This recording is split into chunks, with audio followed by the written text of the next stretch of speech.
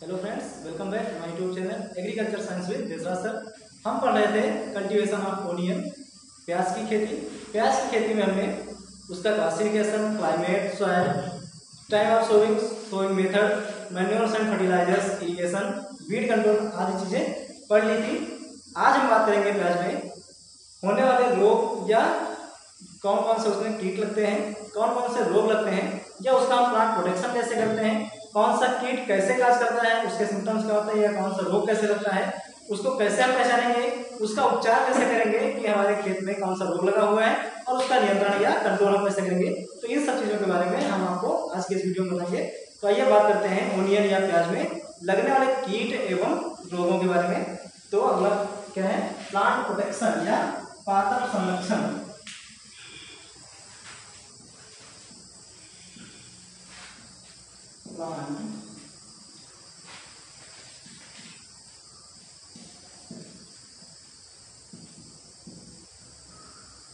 Protection in onion, plant protection in onion या प्याज में पादप संरक्षण। प्याज में हम कैसे पौधों की सुरक्षा करते हैं, किन किन रोगों से या कीटों से हमको बचाते हैं। तो पादप संरक्षण में फर्स्ट है इंसेक्ट कंट्रोल। इंसेक्ट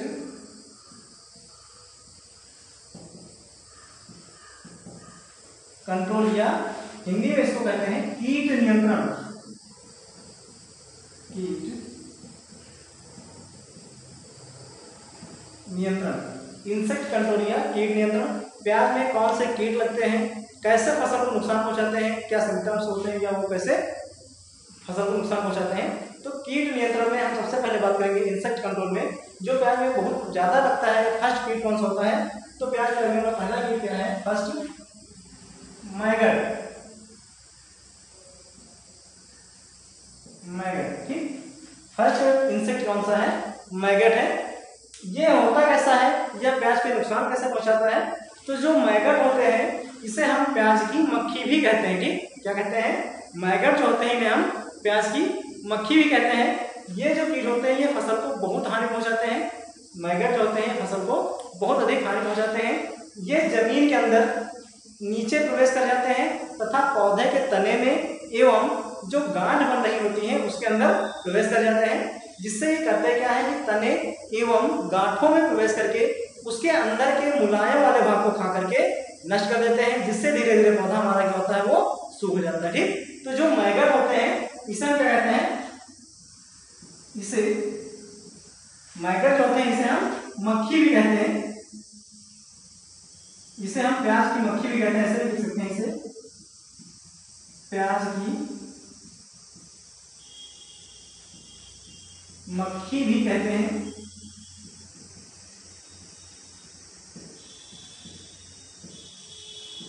मैगट क्या होते हैं, इसे हम प्याज की मक्खी भी कहते हैं। जो फसल को बहुत अधिक हानि पहुंचाते हैं, बहुत अधिक हानि पहुंचाते हैं।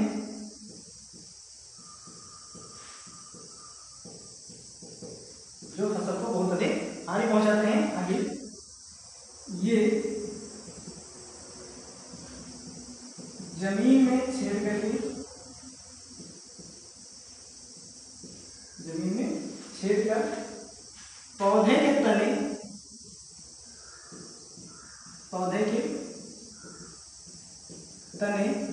एवं गांठों में प्रवेश कर जाते हैं। पौधे के तने एवं गांठों में प्रवेश कर जाते हैं तथा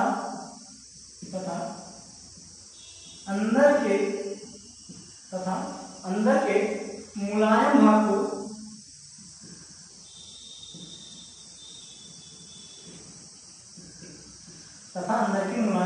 भाग को खाकर नष्ट कर देते हैं।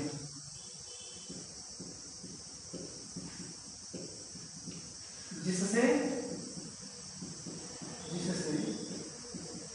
पौधा धीरे धीरे, जिससे पौधा धीरे धीरे सूखने लगता है।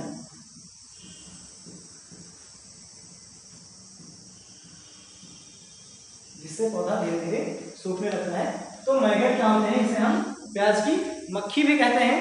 ये क्या करते हैं, बहुत ही नुकसान पहुंचाने वाले कीट होते हैं प्याज में, और ये भूमि के अंदर प्रवेश कर जाते हैं। भूमि के अंदर प्रवेश करने के बाद ये पौधे के तने में या सीधे गांठों में प्रवेश कर जाते हैं और अंदर ही अंदर पौधे के मुलायम वाले भाग को खाते रहते हैं, जिससे धीरे धीरे करके पौधा कुछ दिनों पश्चात सूख जाता है।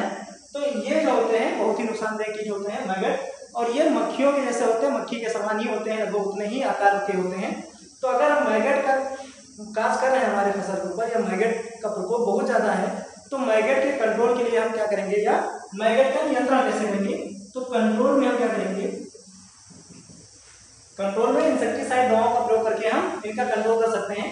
तो कंट्रोल में दवा का नाम है साइपरमेथ्रिन। साइपरमेथ्रिन इंसेक्टिसाइड दवा है 0.15%, साइपरमेथ्रिन 0.15%, अथवा मैलाथियान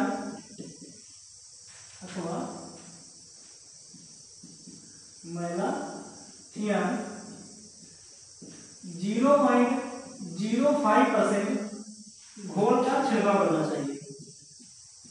घोल का छिड़काव करना चाहिए।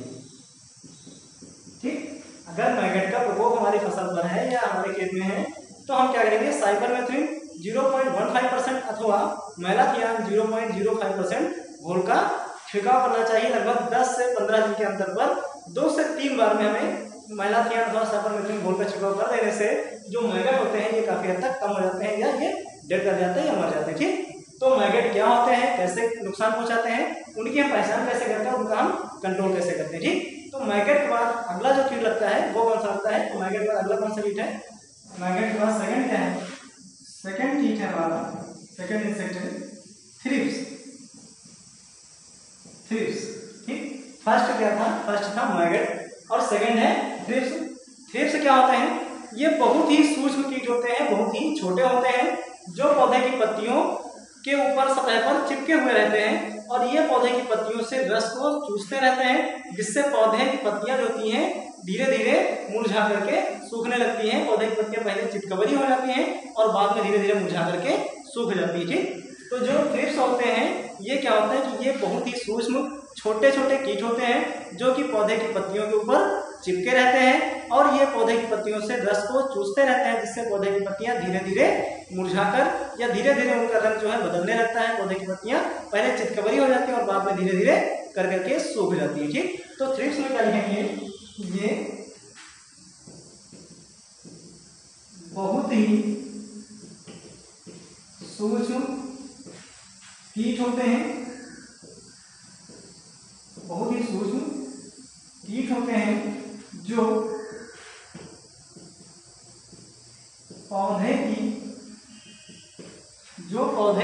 की बहुत ही सूक्ष्म कीट होते हैं, जो पौधे की पत्तियों का रस चूस लेते हैं, जो पौधे की पत्तियों का रस चूस लेते हैं, जिससे पत्तियां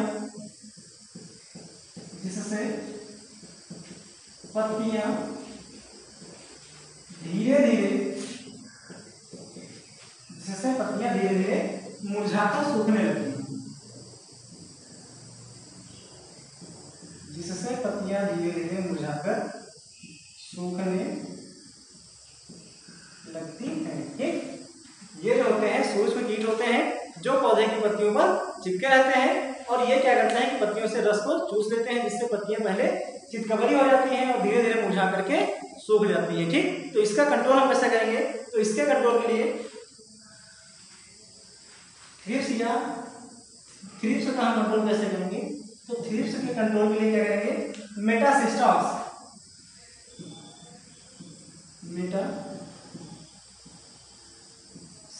दवा का नाम है मेटासिस्टॉक्स 0.15% घोल छिड़काव करना चाहिए।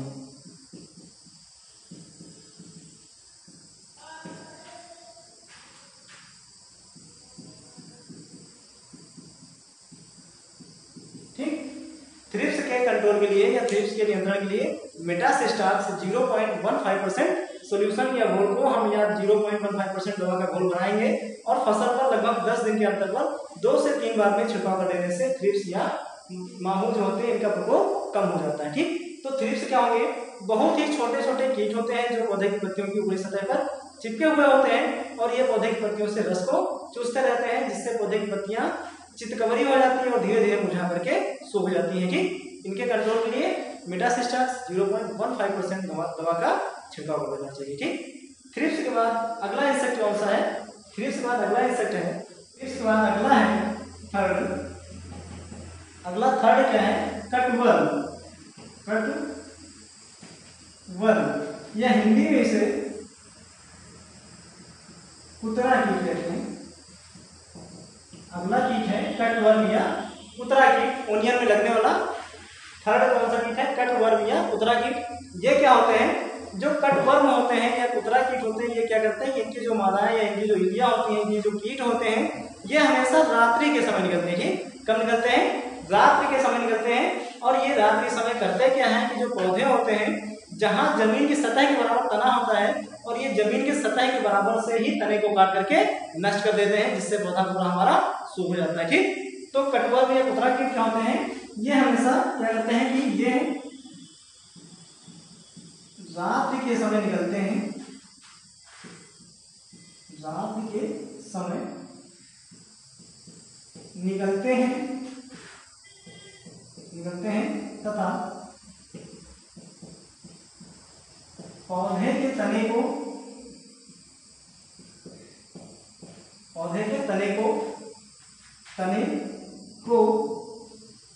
भूमि की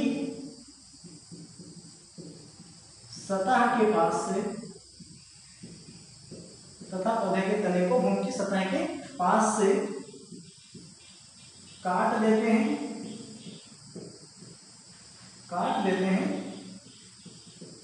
जिससे पौधा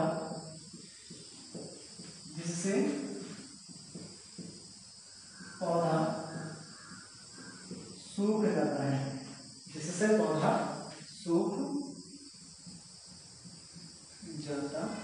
ठीक, कटवर्म क्या होते हैं कि हमेशा रात के समय निकलते हैं, जो पौधे के तने को भूमि की सतह के पास से काट देते हैं, जिससे पौधा जो होता है वो सूख जाता है। ठीक,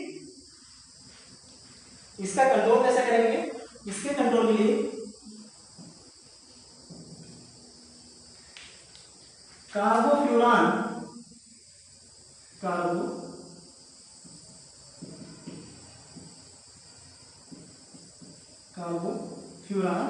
अथवा फोरेट,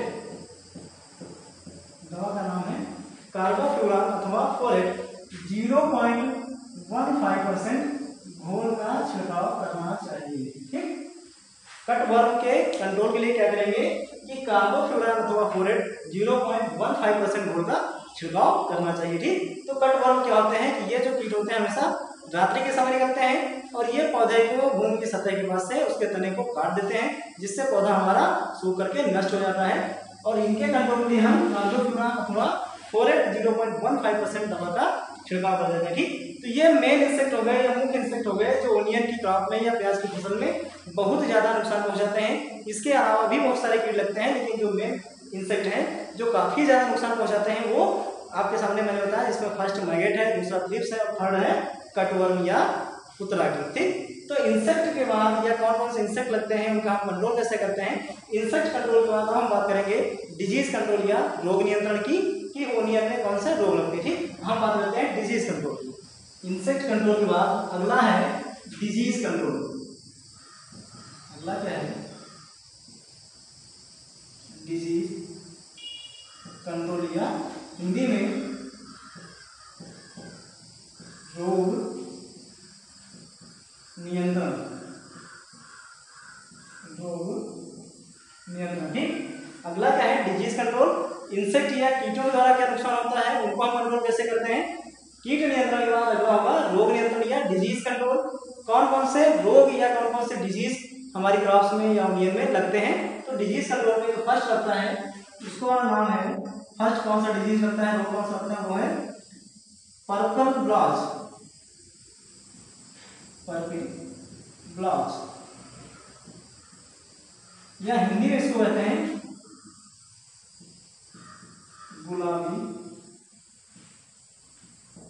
धब्बे। ठीक, फर्स्ट डिजीज कौन सा लगता है, पर्पल ब्लॉच या गुलाबी धब्बे। पर्पल ब्लॉच या गुलाबी धब्बे होते क्या हैं या लगते कैसे हैं, ये रोग कैसे होते हैं, इनके सिम्टम्स क्या बनते हैं और इनका हम कंट्रोल कैसे करते हैं। तो इनके सिम्टम्स क्या होंगे, जब पर्पल ब्लॉच या गुलाबी धब्बा रोग आपके खेत में लगा होगा तो इसका सिम्टम्स या रोग लगने के कारक कैसे होते हैं कि ये तो पहला कि ये जो होते हैं फंगस के द्वारा लगने वाले रोग होते हैं या कवक जनित रोग होते हैं। ये हमेशा जो पर्पल ब्लॉच होते हैं इसके द्वारा लगते हैं, फंगस के द्वारा या कवक के द्वारा लगने वाले रोग होते हैं। और इनके प्रकोप से क्या होता है कि पौधे की पत्तियों पर पहले जो होता है वो नारंगी रंग के धब्बे बनते हैं और धीरे धीरे बाद में वो क्या होते हैं, बैंगनी रंग के हो जाते हैं और बाद में धीरे धीरे पत्तियां क्या होती हैं, सड़ करके नष्ट हो जाती है, सड़ करके या झड़ने लग जाती है। ठीक, पर्पल ब्लॉच क्या होते हैं या गुलाबी धब्बे क्या होते हैं या इनका प्रकोप क्या होता है कि ये पौधे की पत्तियों पर अगर गुलाबी धब्बा रोग लगा है तो हम कैसे पहचानेंगे, ओनियन या प्याज की पत्तियों पर सबसे पहले क्या होगा कि गुलाबी या नारंगी रंग के पहले धब्बे बन जाएंगे और वो धब्बे जो होंगे बाद में धीरे धीरे बैंगनी रंग में परिवर्तित हो जाते हैं। जहां पर धब्बे बने होते हैं उस जगह पर जो पत्तियां होती हैं वो धीरे धीरे सड़ करके झड़ने लग जाती हैं या नीचे गिरने लग जाती हैं। अगर ऐसे सिम्टम्स या ऐसे कारक हमको दिखाई दे रहे हैं तो हमें समझ जाना चाहिए हमारे खेत में कौन सा रोग लगा है या कौन सा डिजीज है, तो वो है पर्पल ब्लॉच या गुलाबी धब्बा रोग। ठीक, तो पर्पल ब्लॉच कैसे लगता है, ये जो होते हैं ये कवक के द्वारा लगने वाला रोग है, लगने वाला रोग है। इसके प्रकोप से या प्रभाव से पौधे की पत्तियों पर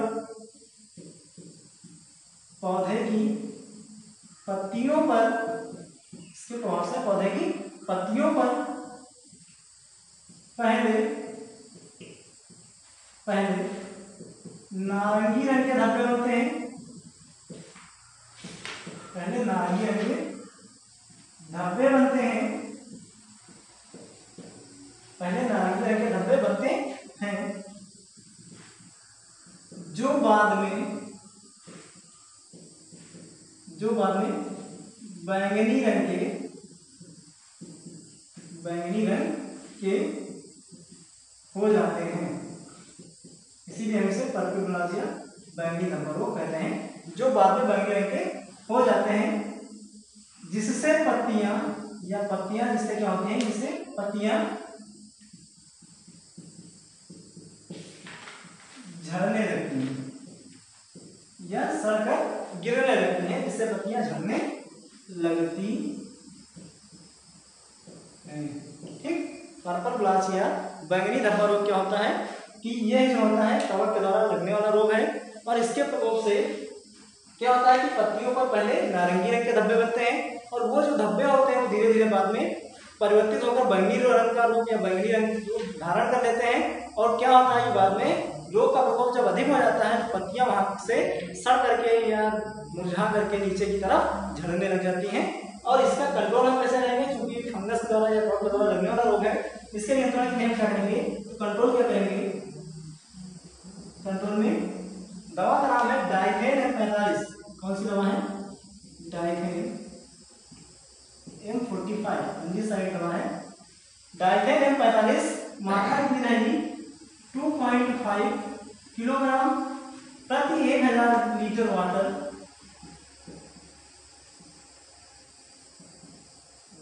सोल्यूबल। ठीक, दवा है डाइफेन M45 जो दवा है फंजीसाइड है।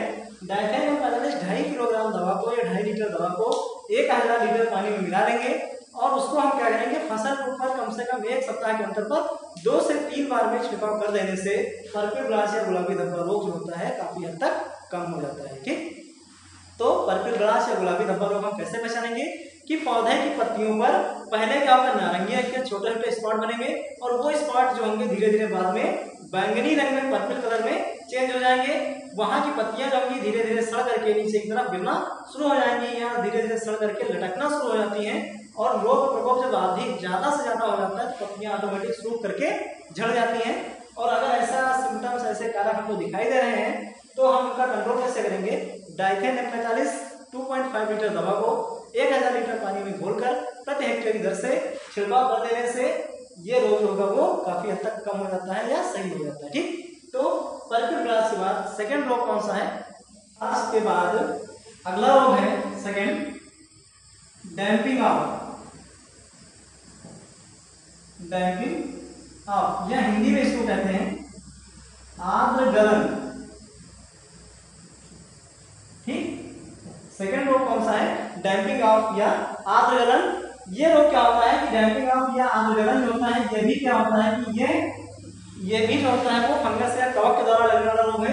ये रोग होता है ये भी कवक के द्वारा लगने वाला रोग है। डैम्पिंग ऑफ जो है ये भी कवक के द्वारा लगने वाला रोग है।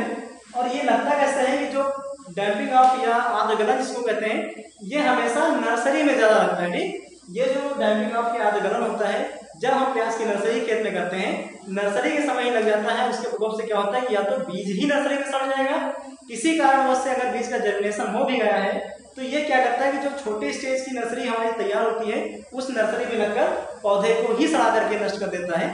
तो डैम्पिंग ऑफ या आर्द्र गलन क्या होता है कि ये कवक के द्वारा लगने वाला रोग है और ये हमेशा नर्सरी में लगता है। नर्सरी में या तो बीज बुआई के समय ही सड़ करके नष्ट हो जाएगा, यदि किसी कारणवश से खेत में बीज का जर्मिनेशन हो भी गया है तो छोटे पौधे जो होते हैं वो भी सड़ करके नष्ट हो जाते हैं। ठीक, तो क्या है, कवक के द्वारा लगने वाला रोग है। उसके बाद क्या लिखेंगे, यह नर्सरी में लगता है।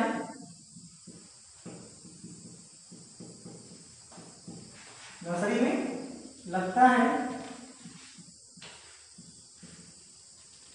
इसके प्रकोप से पौधे छोटी अवस्था में ही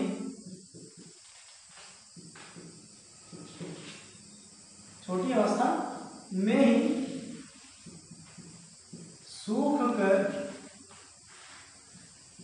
इसके प्रकोप से पौधे छोटी अवस्था में ही सूखकर नष्ट हो जाते हैं। ठीक, इसके प्रकोप से पौधे छोटी अवस्था में सूक्ष्म अवस्था में ही सूखकर नष्ट हो जाते हैं। ठीक, कंट्रोल कैसे करेंगे डैम्पिंग ऑफ का। कंट्रोल के लिए क्योंकि फंगस द्वारा लगने वाला रोग है और नर्सरी में ज्यादा लगता है तो हमेशा क्या करेंगे, नर्सरी की मिट्टी को उपचारित कर देंगे। इसके कंट्रोल में हमेशा नर्सरी की मिट्टी को उपचारित कर देना चाहिए।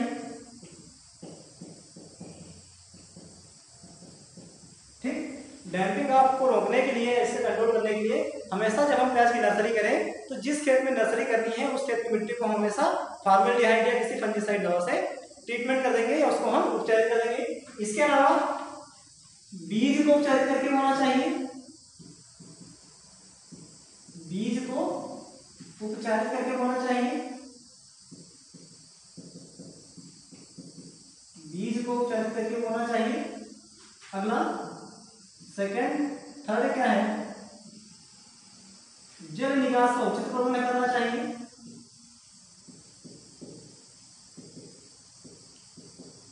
जल निकास का उचित प्रबंध करना चाहिए। नर्सरी में हमेशा पानी रुकने नहीं देना चाहिए, जल निकास की अच्छी व्यवस्था होनी चाहिए। और फोर्थ क्या है, फोर्थ रोग रोधी किस्मों को होना चाहिए। रोग रोधी किस्मों को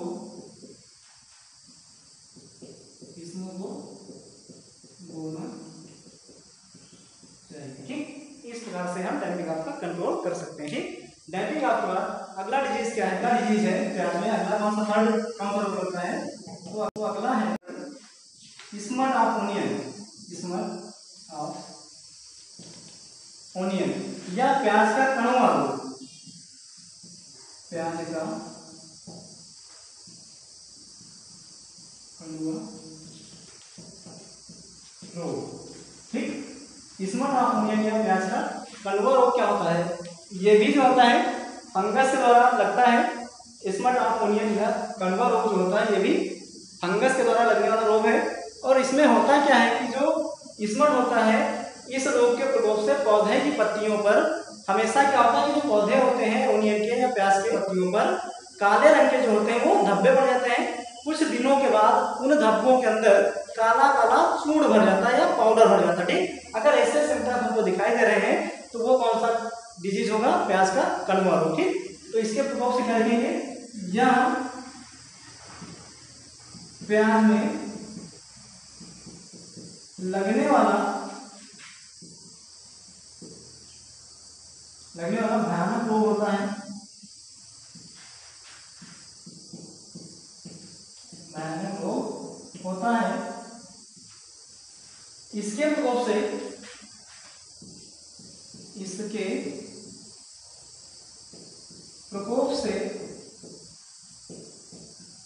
पौधे की पत्तियों पर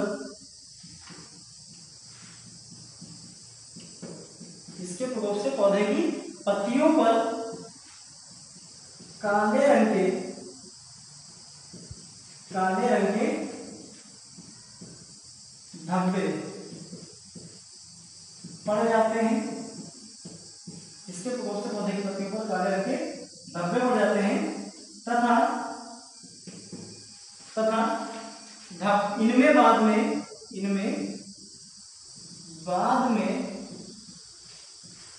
चूर्ण बन जाता है। ठीक, काला पाउडर का चूर्ण बन जाता है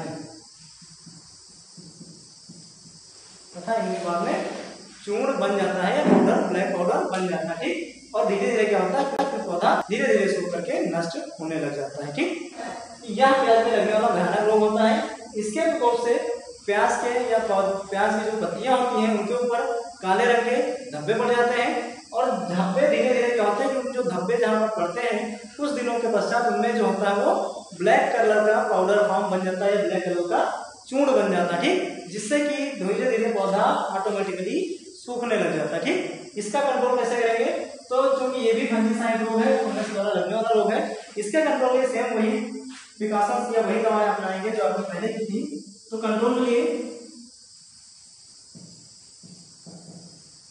इसके कंट्रोल के लिए नंबर 1 तो बीज को उपचारित करके बोना चाहिए। बीज को उपचारित करके बोना चाहिए। बीज को उपचारित करके बोना चाहिए, फर्स्ट है। सेकंड है फसल चक्र अपनाना चाहिए।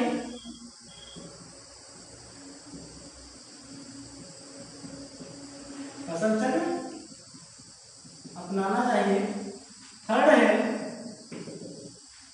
रोग के लक्षण दिखाई देने पर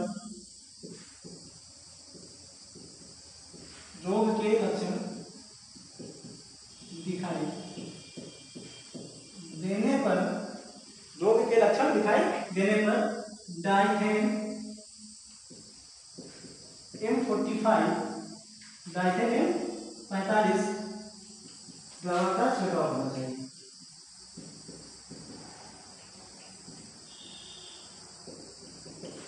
ठीक, अगर रोग के लक्षण या सिम्टम्स हमको दिखाई दे रहे हैं तो हम क्या करेंगे, डाइथेन M45 दवा का छिड़काव कर देंगे। ठीक, तो ये मुख्य या मेन डिजीज हो गए जो प्याज में बहुत ज्यादा लगते हैं और जो बहुत ज्यादा नुकसान भी पहुंचाते हैं। तो प्याज में इंसेक्ट आपने पढ़े, इंसेक्ट के बाद डिजीज पढ़े, कौन कौन से कीट लगते हैं, उनका नुकसान क्या होता है, वो कैसे नुकसान पहुंचाते हैं, पौधे को कैसे नष्ट करते हैं, उसके बाद डिजीज कौन से लगते हैं, वो रोग क्या होते हैं, उनके सिम्टम्स क्या होते हैं, उनका हम कंट्रोल कैसे करते हैं। तो डिजीज और इंसेक्ट कंट्रोल के बाद अब हमारा बच रहा है यील्ड या उपज।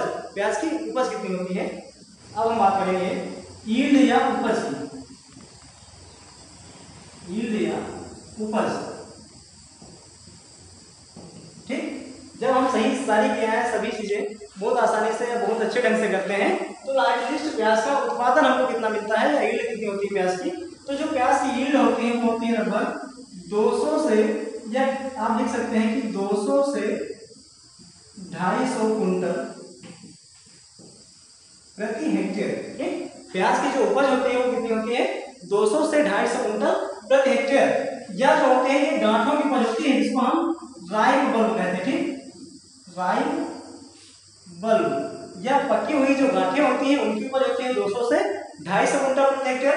और जो ग्रीन पार्ट्स होते हैं या जो ग्रीन प्याज की जो हरा साग इसको कहते हैं, उसकी जो होती है उपज वो कितनी होती है? 60 से 70 कुंटल प्रति हेक्टेयर। ठीक, अगर हम मान लीजिए प्याज को पका नहीं रहे हैं और पहले ही उसका हम साग काट के प्याज या छोटी छोटी गांठें बनती हैं और उसको हम मार्केट ले जाते हैं, तो उसकी जो उपज होती है वो 60 से 70 कुंटल प्रति हेक्टेयर। और जो ड्राई फल होते हैं या पका हुआ प्याज होता है उसकी उपज होती है लगभग 200 से 250 कुंटल प्रति हेक्टेयर। ठीक, तो ये हो गई प्याज की यील्ड या उपज। तो अगर मेरा चैनल आपको अच्छा लगे तो please like share and subscribe. Thank you for watching my YouTube channel.